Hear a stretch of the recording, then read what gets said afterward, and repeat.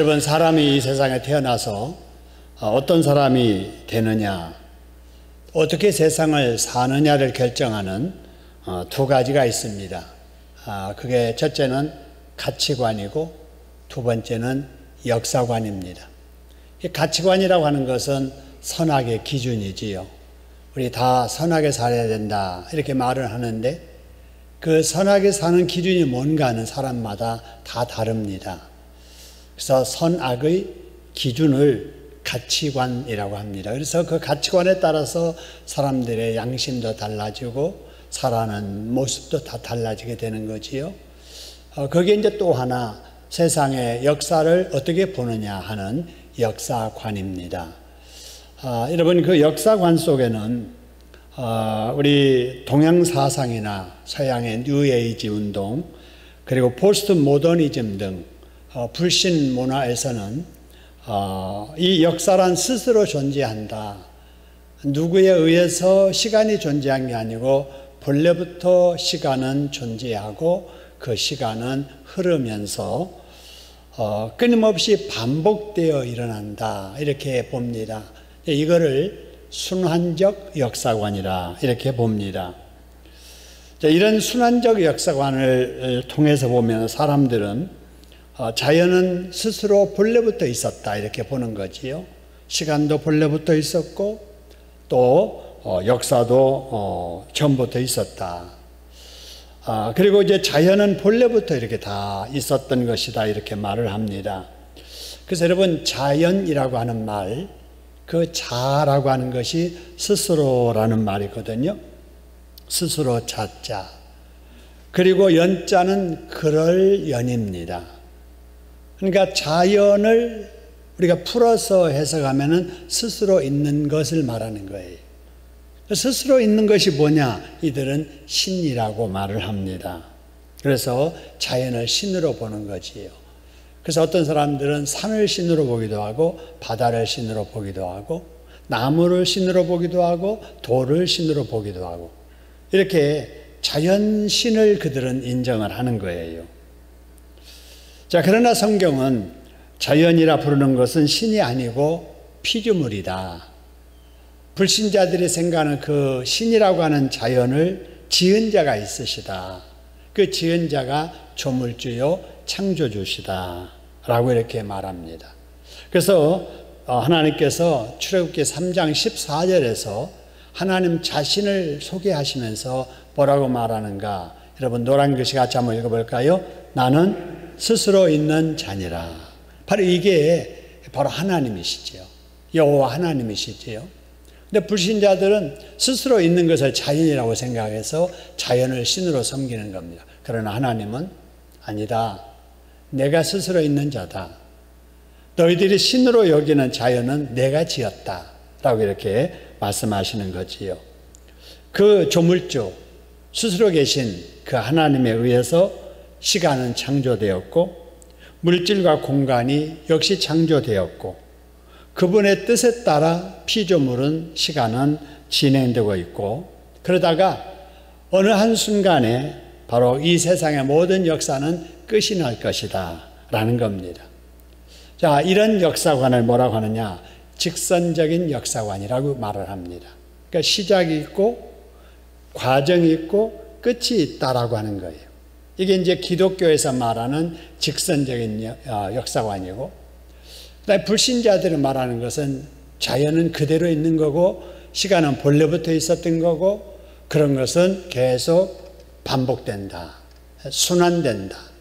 그래서 불교에서 말하는 윤회 사상이 바로 순환적 역사관에 기초한 사상이지.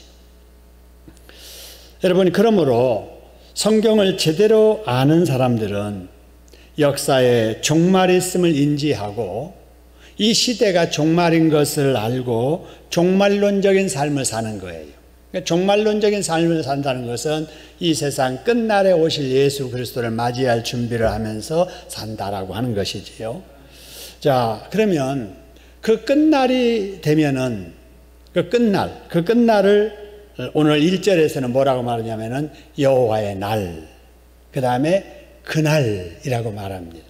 그러니까 여호와의 날, 그날은 이 역사가 끝나는 마지막 순간, 바로 이 종말의 때에 일어날 일들에 대해서 말하는 거지요. 자, 그러면은 이 끝날이 언제일까? 많은 사람들은 이 언제에 대해서 관심들을 많이 갖지요. 그래서 그 날을 나는 안다. 몇 년, 몇 월, 며칠에 이 세상 끝이다. 이렇게 주장하는 사람들이 시한부 종말론자들이라고 하지요. 그래서 역사를 보면은 시한부 종말론자들이 많이 있었습니다. 우리나라에서도 그런 일이 있었지요. 2000년대가 되면은 뭔가 밀레니엄 시대가 되면서 역사는 끝이 날 것이다.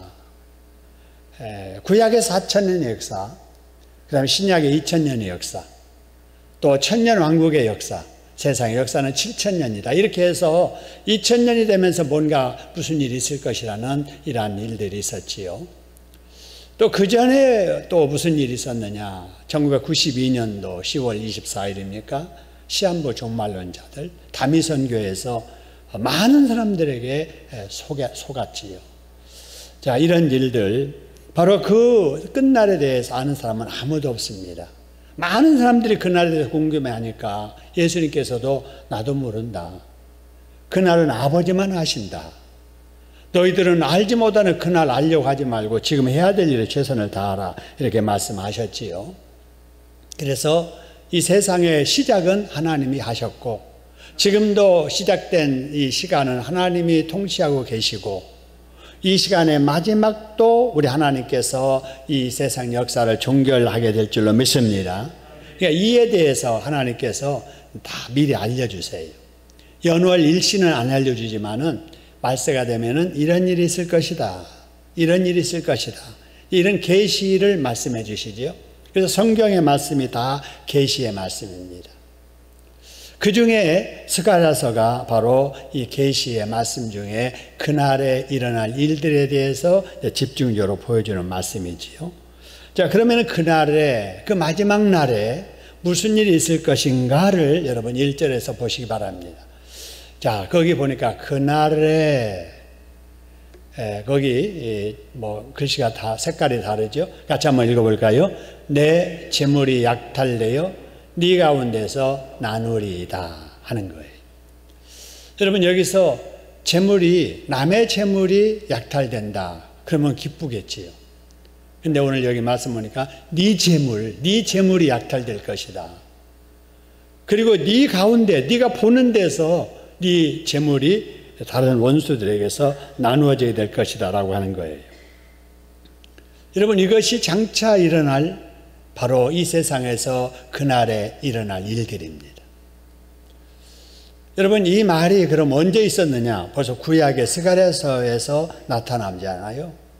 그러니까 이미 그때 예언됐는데 이 일이 이미 이스라엘 역사 속에 일부 이루어졌고 또 남은 것들은 앞으로 계속 일어나게 될 거예요. 그래서 여러분, 이 세상의 역사는 갈수록 이런 어려운 일들이 많아진다라는 것을 보여줍니다.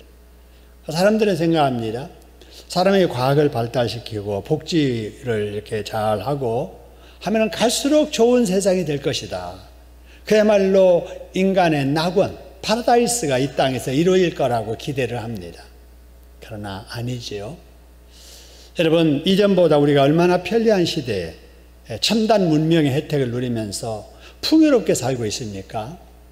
근데 생각지도 않게 눈에 보이지 않는 바이러스 때문에, 코로나라고 하는 이 바이러스 때문에 전 지구가 지금 힘들어하고 있잖아요. 우리나라도 조금 이렇게 코로나로부터 좀 이렇게 자유하는 듯 하다가 다시 확진자들이 계속 늘어나고 있습니다. 우리 교인들 역시 세상 속에 살기 때문에 이 코로나 환자들이 일주일에 한 4-5명씩, 10여 명씩 계속 우리 교인들이 확진자가 생기고 있습니다. 참, 이것이 우리에게 주는 교훈이 뭐냐? 인간의 힘으로는 행복을 누릴 수 없다는 거예요. 과학의 힘으로 안 되고 돈으로 안 된다는 거예요. 여러분, 그렇기 때문에 우리가 이런 일을 볼 때마다 바로 전능자 하나님 앞에 우리가 엎드려서 우리 내 자신을 살펴서 하나님의 뜻에 맞게 살려고 하는 회개의 기회를 가져야 될 줄로 믿습니다. 여러분, 이 일이 이스라엘 역사 속에 일부 이루어지게 되는데요. 언제 이루어지게 되느냐? 여러분, 로마의 디도 장군이라고 하는 장군이 있습니다. 이 장군이 예루살렘을 공격합니다. 공격했을 때 예루살렘이 다 약탈됩니다. 그리고 예수의 사람들 보는 앞에서 그들의 재물이 그들에 의해서 나눠져서 다 약탈당하는, 뺏기는 이런 일들이 있었습니다. 이런 역사가 이미 이스라엘 역사 속에 이루어졌지만 앞으로도 이런 일들이 계속 일어나고 있을 거예요. 이미 시작된 말세, 여러분 벌써 예수님이 이 세상에 오실 때부터 말세였습니다. 지금으로 말하면 2000년 전에도 말세였어요. 그러면 2000년이 지난 지금도 말세라면은 예수님이 계셨던 말세보다는 말세에 더 가까웠잖아요. 종말의 때에 더 가까이 온 거예요. 그래서 뜻 있는 사람들은 뭐라고 말하느냐? 지금을 말세 지말이라고 합니다. 말세 중에서도 끝부분의 시대에 우리가 살고 있다라고 하는 거예요. 그래서 여러분 이미 말세는 시작됐다라고 하는 거예요. 그래서 지금은 진짜 끝날을 향해서 지금 점점 다가가고 있다라고 하는 겁니다. 그렇기 때문에 우리의 교회 생활, 우리의 신앙 생활에도 여러분 갈수록 고난이 더 많아지게 될 줄로 믿습니다. 이걸 기억을 해야 돼요.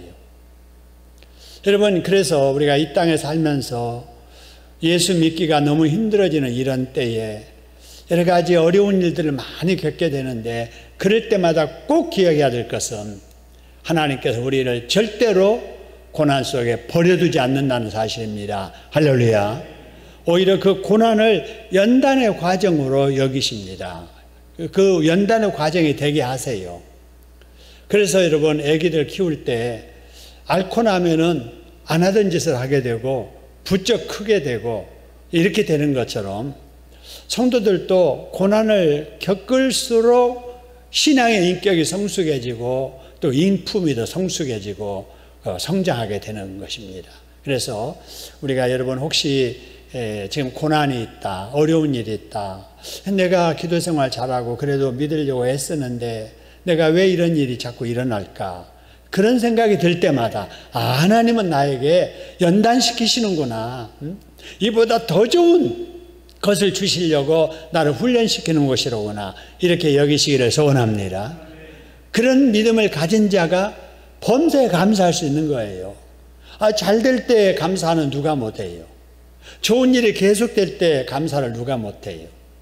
근데 고난 속에서도 앞으로 주실 하나님의 그 복을 미리 내다보면서 고난 속에서도 감사하는, 이게 바로 성숙한 감사, 이게 바로 범사의 감사입니다. 할렐루야. 범사에 감사하시다가 우리가 알지 못하는 이러한 축복들이 고난 이후에 우리에게 다가오는, 이걸 경험하시기를 주님의 이름으로 축원합니다. 여러분, 교회와 성도들이 이 세상에서 고난당할 때 하나님은 어떻게 하시는가가 오늘 2절에 설명이 됩니다. 자, 2절 보시지요. 2절 보니까 내가 그랬어요. 하나님이세요.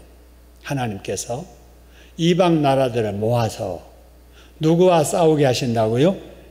예루살렘과 싸우게 하신다는 거예요. 참 이상하지 않아요? 아니, 이방 나라들을 오히려 예루살렘에게 이 힘을 줘가지고 이방 나라들을 그냥 이렇게 물리치게 하면 이해가 되겠는데, 하나님께서 이방 나라들을 모아가지고 예루살렘과 싸우게 하신다. 여러분, 참 이상합니다. 그러면서 아까 말한 대로 성읍이 함락되고 재산이 탈취되고 보는 앞에서 그것이 나누어지고 부녀가 욕을 당하고 성읍의 백성들이 절반이나 잡혀가고, 여러분, 이런 일들이 일어나는 거예요.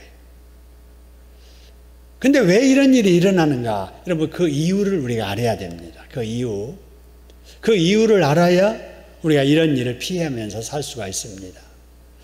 여러분, 이렇게 하시는 이유가 뭐냐면요, 이 예루살렘 사람들이 자유로울 때 하나님으로부터 자유롭게 하려고 했던 거예요.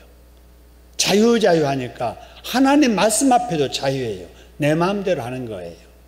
내 마음에 들면 하고 기분에 들면 하고 기분 싫으면 안 하고 하나님에게까지 자유를 이제 누리려고 했던 거지요. 자유를 가지고 방종하고 자유 때문에 거역하고 자유를 가지고 불순종합니다. 평안하고 배부르니까 하나님에게까지 관심이 없는 거예요. 내가 기도 왜 해?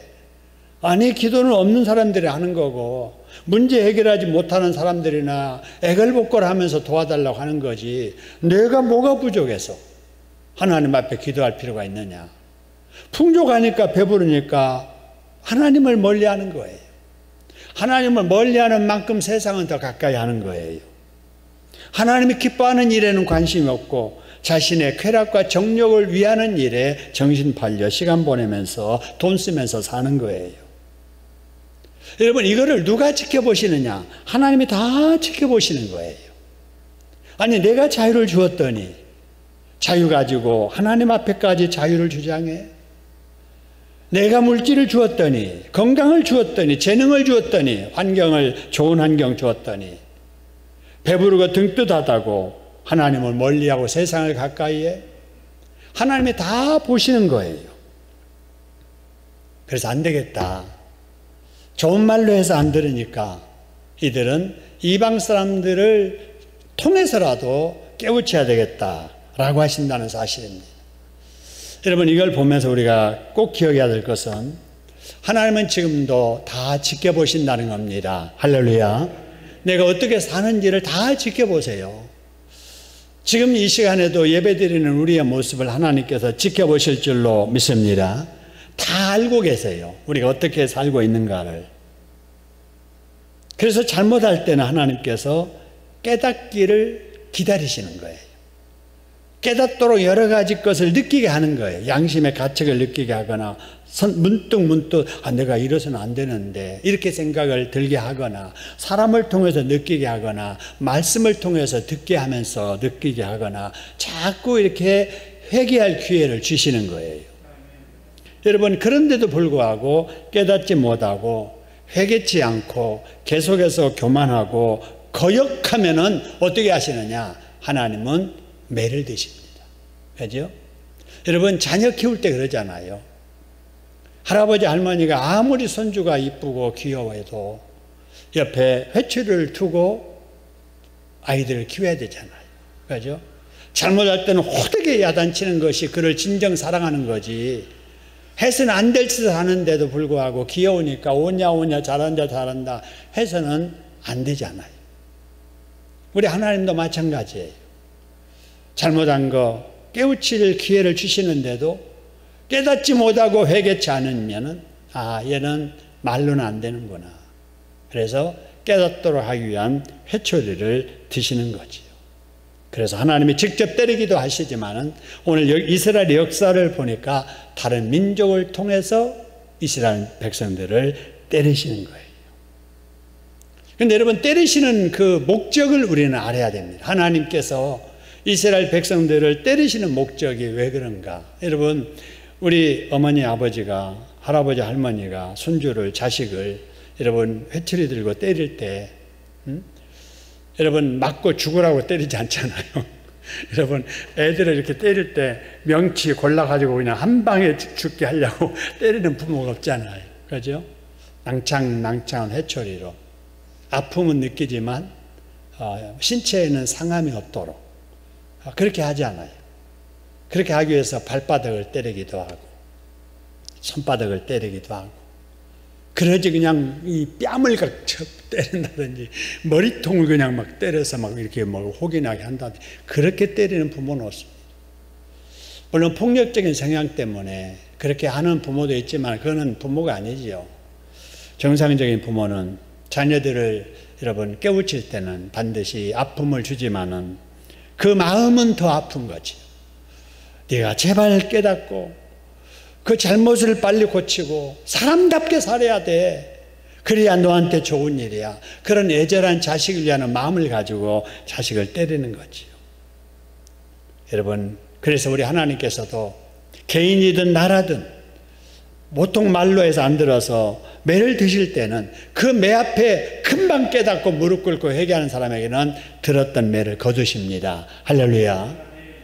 때려 상하게 하셨다가도 싸매어서 낫게 하시는 분이 하나님이십니다. 할렐루야. 그래서 여러분 2절의 말씀 보니까 이런 말씀이 있습니다. 2절 맨 마지막에, 2절 맨 마지막에 남은 백성은 그랬어요. 성읍에서 뭐 하지 아니한다고요? 끊어지지 아니하리라.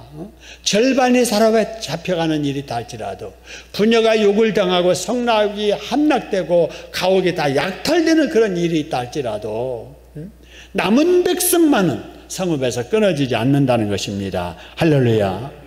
그래서 여러분 여기 구약에서 가장 중요한 것이 남은 자예요. 남은 자.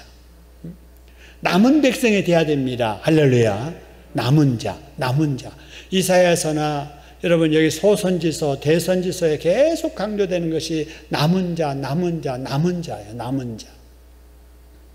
여러분 남은 자들이 어떤 사람인가? 하나님이 기다리는 자리에 있는 사람들이 남은 자예요.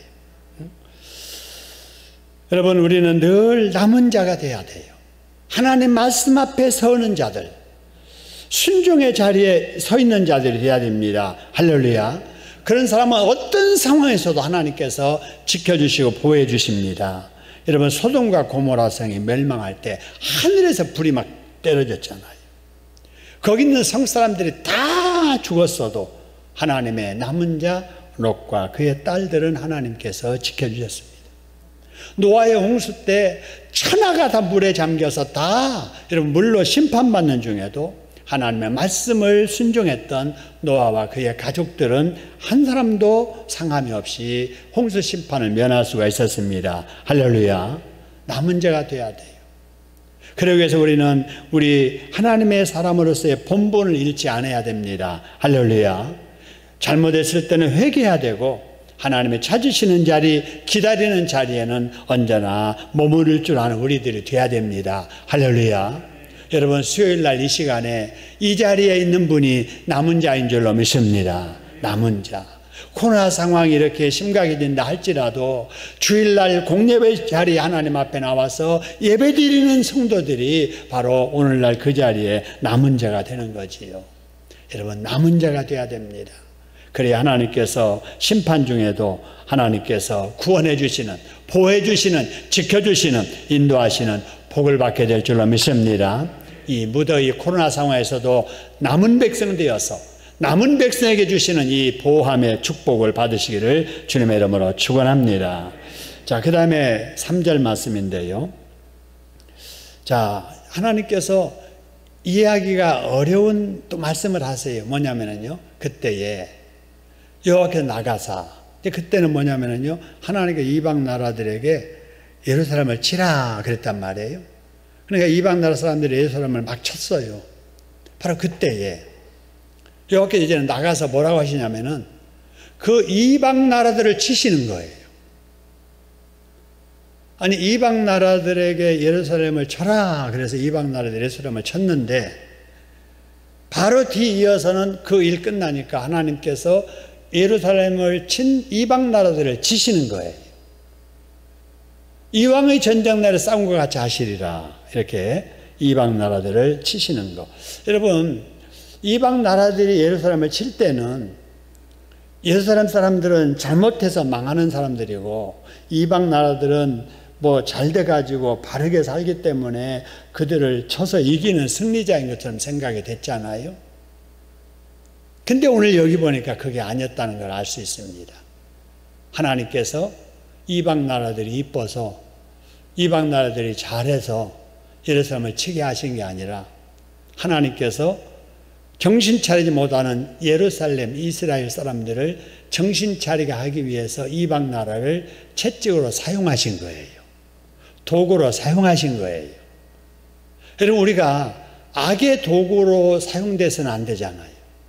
하나님께서 축복하시고 하나님께서 복 주시는 도구로 사용돼야 될 줄로 믿으시기를 소원합니다. 남은 자들은 항상 여러분 이렇게 복 받는 일의 도구로 사용하시지 심판의 도구로 사용하지 아니하세요. 근데 여기 이방 나라들은 여러분 심판의 도구로 사용됐다가 결국은 하나님의 침을 당해서 망하게 되는 것을 보게 됩니다. 여러분 하나님은 언제나 우리 편이십니다. 할렐루야. 언제나 예루살렘 편이세요. 그래서 우리가 남은 자로 살면 하나님은 어떤 상황 누구 앞에서도 우리 편이 되셔서 우리를 지켜주실 줄 믿습니다. 지켜주시되 어떻게 지켜주시는가 보세요. 4절에 보니까 이런 말씀이 있습니다. 그날에 그날 그 발이 예루살렘 앞 곧 동쪽 감람산에 딱 쓰십니다. 딱 쓰시니까 감람산이 두 개로 쫙 갈라지게 됩니다. 그래서 매우 큰 골짜기가 그 산 사이에서 이렇게 생겨나게 되는 거예요. 그것이 뭐냐? 길이에요, 길. 산을 갈라서 초자연적인 능력으로 길을 만들어서 고난받았던 이스라엘 백성들 남은 자들을 그 길로 도망가게 하시는 거예요. 여러분, 홍해를 가르셨던 하나님께서 남은 자들의 그 어려운 때에 길을 여셔서 피할 길을 열어주신 줄로 믿습니다. 기가 막힌 일이죠. 여러분, 우리 앞이 산 같은 장벽 앞에, 장애 앞에 이렇게 가로막혀 있을지라도 산을 가르셔서 길을 내신 하나님을 믿으시기를 소원합니다. 바다를 가르셔서 건너가셨던 그 하나님을 믿으시기를 소원합니다. 그 하나님을 믿고 기도하면은 우리 앞에도 앞이 보이지 않는 캄캄한 절벽 같은 앞일지라도 하나님께 애바다하여 길을 열어서 우리 나아갈 길을 열어주실 줄로 믿습니다. 자, 그 다음에 이제 5절입니다. 5절 보니까 그 갈라진 길로 어떻게 되는가 보세요. 너희가 그 산 골짜기로 뭐 하되 그랬어요? 도망하는 거예요. 지금 여러분 이방 나라들이 와서 예루살렘을 막 공격했잖아요. 그래서 지금 3분의 1이 다 죽임을 당했잖아요. 여러분, 이때 하나님께서 위기 때에 길을 열어서 남은 자들을 도망가게 해주시는 거예요. 새롭게 길을 열어주시는 거예요. 근데 그 새롭게 열어주시는 그 길로 도망하는 자가 누군가 보세요. 나의 하나님 여호와께서 임하실 것이요. 맨 밑에 같이 한번 읽어볼까요? 모든 거룩한 자들이 주와 함께 하리라. 할렐루야. 모든 거룩한 자들이 바로 주와 함께 그 새롭게 열린 길을 통해서 해방의 자유를 누리게 될 줄로 믿으시기를 소원합니다. 여러분, 그래서 남은 자는 주와 함께 하는 거예요. 주와 함께 하는 자는 언제나 우리에게 열리는 축복된 길이 있게 되는 줄로 믿으시기를 소원합니다. 자, 그 다음에 이제 6절입니다. 6절 보니까 이제 그날입니다. 여호와의 그날, 마지막 날이에요. 주님의 재림의 날. 무엇이 없겠고 그래서요? 빛이 없겠고. 또 무엇이 떠난다고요? 광명한 것. 별들, 달들이 다 떠난다라는 거예요. 여러분, 왜 그러느냐? 여러분, 이러한 그 큰 빛, 작은 빛, 광명 이런 것들은 다 스스로 빛을 내는 발광체가 아니지.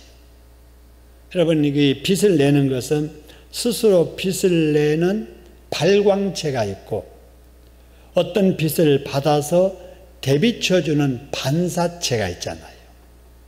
그러니까 여러분, 달, 밤이 되면은 여러분 보름달 밝지요. 옛날에 전기가 없던 시절에 그 달빛 아래서 글을 읽고 달빛 아래서 바느질을 했잖아요. 그 달빛 밑에서 농부들이 다 그저 밤에도 농사일을 했거든요. 근데 그 달빛이 여러분 스스로 빛을 내는 게 아니잖아요. 그래서 태양으로부터 빛을 받아가지고 지구에게 이제 각도가 맞을 때 이렇게 비춰주는 거죠. 그게 이제 우리 달빛인데, 그런 모든 빛이 이제는 빛을 내지 않는다. 왜냐? 참 빛 대신 예수님이 세상에 임하시기 때문에 그렇습니다. 할렐루야. 더 이상 다른 빛이 필요 없는 거예요. 그래서 모든 해와 달, 별들은 빛을 다 잃게 되고, 그 다음에 참 빛인 예수님께서 이 세상의 새로운 모습으로 통치가 시작되는 겁니다. 이게 이제 새 하늘과 새 땅, 새 예루살렘. 여러분, 그날을 사모하시기를 소원합니다. 바로 그 참 빛 대신 예수님과 더불어서 영생복락 누릴 것을 연습하는 시간이 언제냐? 바로 예배 시간입니다. 여러분, 이 예배 시간을 통해서 그 예수님의 빛을 받아서 예수님의 그 말씀으로 위로받으면서 또 소망을 누리면서 마음의 평안과 기쁨을 누리면서 이렇게 지나면서, 여러분 어쩔 때는 그런 생각 안 해보셨나요? 부흥이 아주 은혜로울 때 내가 항상 이런 자리에서 떠나지 않고 계속 있었으면 좋겠다. 산기도 가서 은혜 받았을 때 나 집에 내려가고 싶지 않아. 여기에서 계속 이대로 살았으면 좋겠어. 여러분 그런 생각이 듣잖아요. 여러분 그게 바로 뭐냐? 천국의 안식을 순간적으로나마 경험하는 것들입니다. 할렐루야. 그 경험을 많이 해본 사람들이 그날을 더 사모하게 되고, 그날을 더 사모하는 자들이 그 나라에 가서 진짜 안식을 누리게 될 줄로 믿으시기를 소원합니다. 자, 7절의 말씀 보니까 여호와께서 하시는 한 날이 있으리니, 낮도 아니요 밤도 아니라 어두워갈 때에 뭐가 있으리로다 그래서요? 빛이 있을 것이다 라고 하는 거예요. 그래서 이제 모든 세상의 어두운 것은 떠나가게 되고 참빛 대신 예수님께서 이제 함께 계시게 될 것이고요. 그 다음에 이제 8절, 그날에 무엇이 예루살렘에서 솟아난다고 그래서요? 생수가 솟아나서 절반은 동해로 흐르고 절반은 서해로 흐를 것이다. 여름에도 겨울에도 그러하리라. 이런 말씀이 있습니다. 여러분 이 생수. 요즘 여러분 물 많이 마시지요. 탄산음료가 아무리 맛있어도 먹을수록 갈증을 더 느끼는데, 여러분 생수는 정말 맛있지요. 물 맛이 얼마나 맛이 좋은지 저는 물을 좀 많이 마시는 편입니다. 생수가 너무 좋은 거예요. 커피도 생수만 못해요. 아무리 좋은 차도 생수만 못한 것 같아요. 생수 참 좋지 않아요? 많이 마셔야 됩니다. 특히 땀을 많이 흐르는 바로 요즘 생수를 좀 많이 드셔서 건강 유지 잘 하시고요. 근데 여러분 이 생수는 어떤 생수냐? 생명의 근원이 된다라는 것입니다. 이 생명의 근원이 되는 생수가 어디에 있었냐면요, 하나님이 인간이 살 수 있는 최적의 환경을 만들어 주신 것이 에덴 동산이잖아요. 에덴 동산에 흐르게 하셨던 그 생수예요. 생명수 강가예요. 그거 마시면 영생하는 생수예요. 치료의 역사가 나타나서 그 생수를 마시면 병이 없는 그 생수예요. 그런데 인간이 죄를 짓고 나니까 거기에서 살 수 있는 자격을 잃어버리게 되잖아요. 그래서 에덴에서 쫓겨나게 되지요.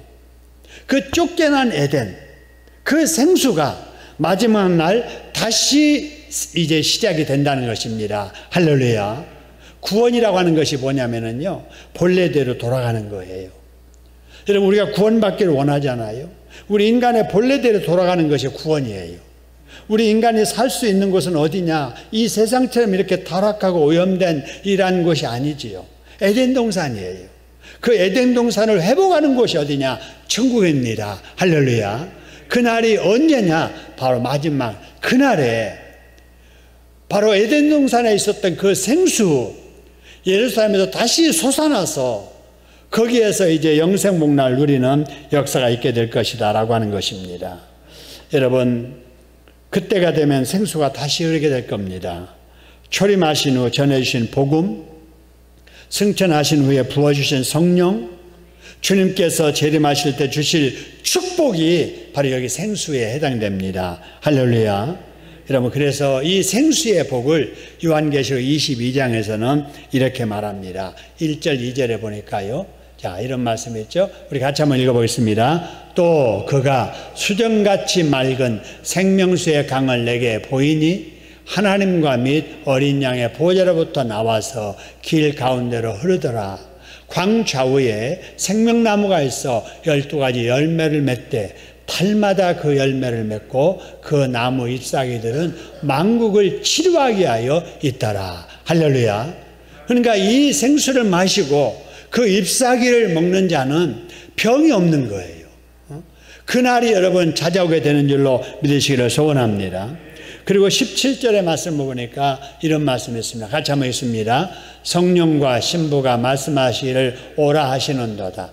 듣는 자도 오라 할 것이요 목마른 자도 올 것이요 또 원하는 자는 값없이 생명수를 받으라 하시더라. 할렐루야. 여러분 예수님이 재림하실 때 생수의 강이 완전하게 공급될 줄로 믿습니다. 이 생수를 마시는 자 아픈 것이 없어질 것이고 눈물이 없어질 것이고 목마름이 없어질 것이고 죽음이 없을 것이고 영생 복락만 있을 줄로 믿습니다. 이 세상의 생명수는 예수님이십니다.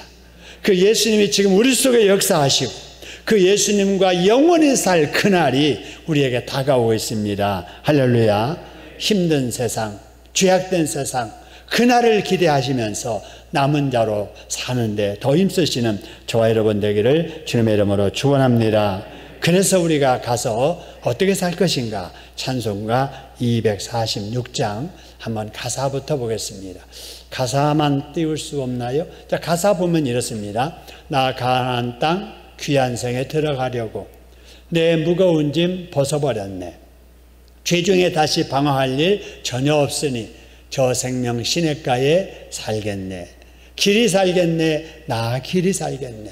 저 생명 시냇가에 살겠네. 할렐루야. 여러분 그날을 생각하시면서 우리 같이 한번 찬양하지요. 같이 부릅니다.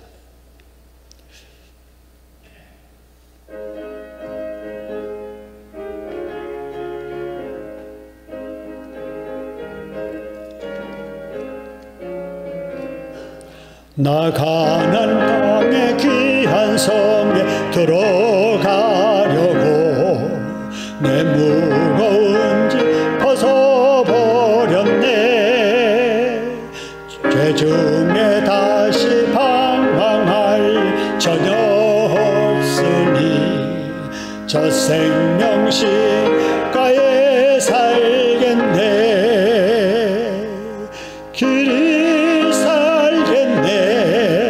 나 길이 살겠네. 저 생명시가에 살겠네. 길이 살겠네. 나 길이 살겠네. 저 생명시가에 살겠네. 그 불과 구름 기둥으로 인도하시니 나 가는 길이 형통하겠네. 그 요단강 내가 지고 건넌 후에는 저 생명시가에 살겠네. 길이 살겠네. 나 길이 살겠네. 저 생명시가에 살겠네. 길이 살겠네. 나 길이 살겠네. 저 생명시가에 살겠네. 내 주인 영 만나로서 모여주시니 그 양식 내게 생명 되겠네. 이후로 생명량 주와 함께 먹으며 저 생명시가에 살겠네. 길이 살겠네. 나 길이 살겠네. 저 생명시가에 살겠네. 길이 살겠네. 나 길이 살겠네. 저 생명시가에 살겠네. 할렐루야. 우리 그날을 사모하면서 이 세상에 사는 날 동안에 고난이 있을지라도 범사에 감사하며 남은 자로 살게 하소서. 하나님 앞에 기도하겠습니다.